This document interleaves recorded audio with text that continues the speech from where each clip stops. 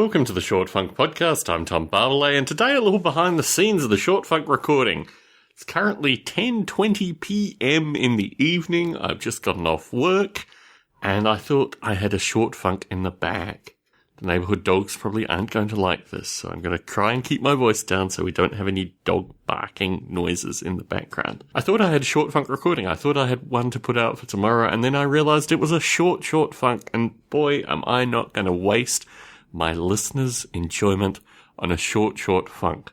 So I have 3 topics to record upon, and I thought I might as well record upon them this evening. So you're getting a sneak behind the scenes, almost live Short Funk recording just to keep you folks happy. When I lived in the UK with my wife, and I've talked about this in a previous Short Funk, but I'll talk about it again. When we lived in the UK, the thought of moving to Las Vegas was so far from anything that seemed credibly sane that caused a few disputes. My wife and I get along pretty well. We joke about things. We have minor fallings out occasionally, but nothing too bad. But the thought of moving to Las Vegas was pretty extraordinary to me. I knew, well, at least I had the strong sense that there would be very little work for me in Las Vegas, and it just seemed like the end of the earth. There were 2 television shows that we used to watch, which gave some degree of insight into Las Vegas.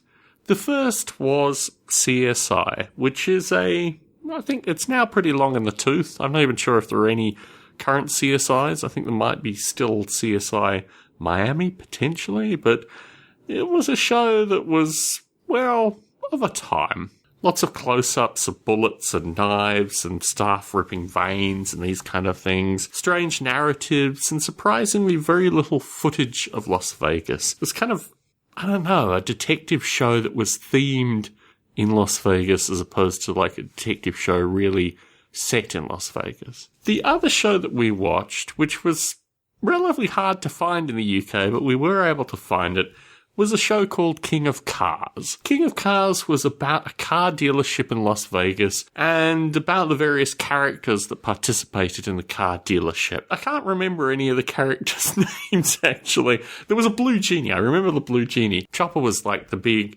honcho whose father had started out the car dealership, and then, Chopper had taken over. I think it was called Tobin, maybe Tobin Dodge. So we watched this for a few seasons, and it gave us an opportunity to see the bright sunlight of Las Vegas, the lives of Las Vegans as they went to buy cars. And when we came to move to Vegas, we decided we would actually go and potentially try and buy a car at Chopper's lot. What we found was so far removed from the television show to kind of distinguish reality television in inverted commas from reality. And it was actually a rather difficult experience. I am very protective when I'm in these kind of situations, almost to the point where I really wasn't sure whether I could ever buy a car in the US based on the level of hostility and the number of changes and the whole game that seems to be buying a car in the US. But to do it on Chopper's lot, to do it in the King of Cars environment, made me realise that actually the whole thing was a scam. There were a few points in the negotiation where the prices changed rather dramatically, and I ended up just walking out. We had an experience on a car lot in the UK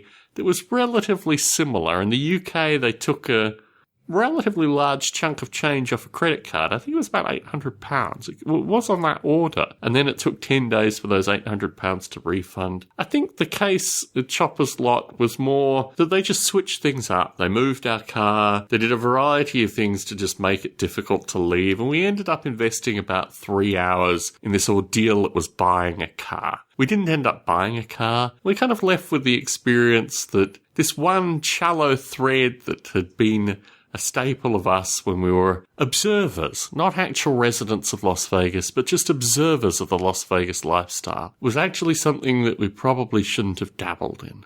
Tom Barbalet in San Jose, signing out.